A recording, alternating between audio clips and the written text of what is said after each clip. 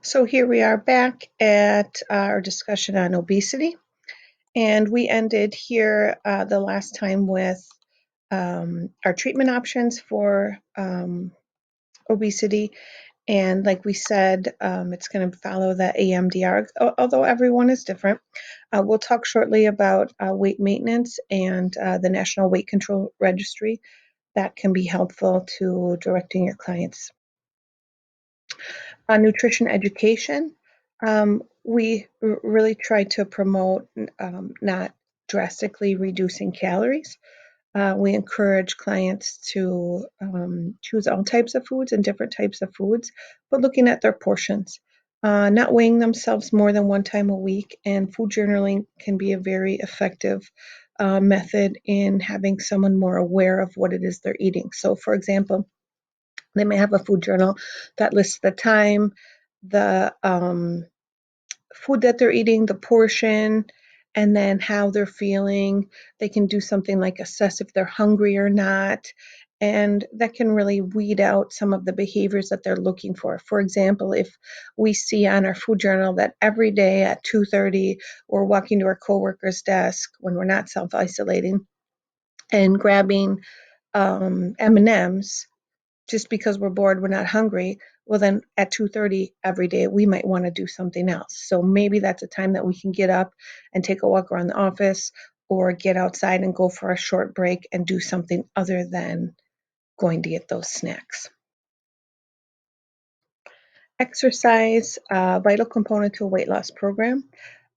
We want to make sure that we are encouraging clients to be safe, so they need to talk with their provider before they start an exercise program.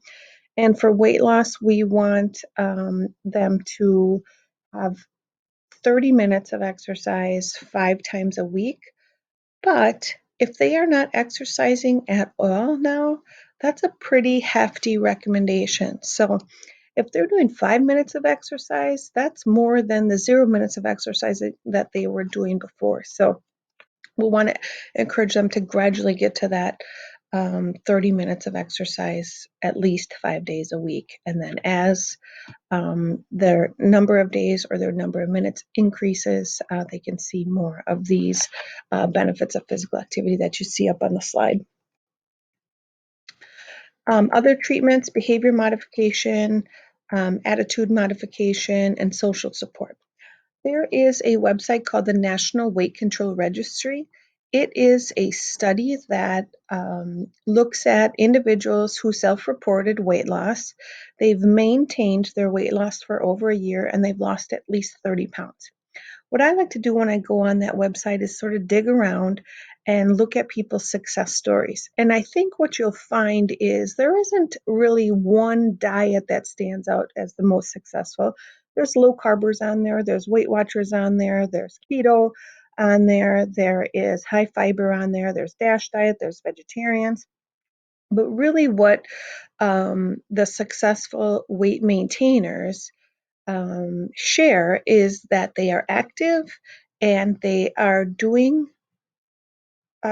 changes, or they're implementing changes in their diet that they can maintain for the rest of their life. So if we look at, for instance, the keto diet right now, there's many people that are on that diet and they're very successful with that diet, but the long-term compliance to that diet is questionable.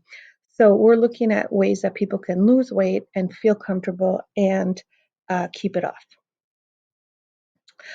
There's some weight loss medications that are on the market. Over the counter, clients can try a medication called Xenical, or you might see it as Ally in the drugstores.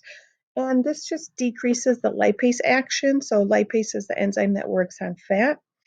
And when someone eats a high fat meal when they're on this medication, they'll have some pretty serious side effects. So they need to look at cutting the fat that they're eating to avoid those side effects, which could be like anal leakage, oily stools, having accidents, when away from the home. So it's not a pleasant side effect at all.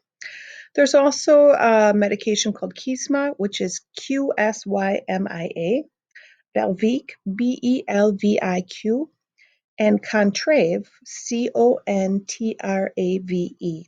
And all of those work to decrease their appetite. And average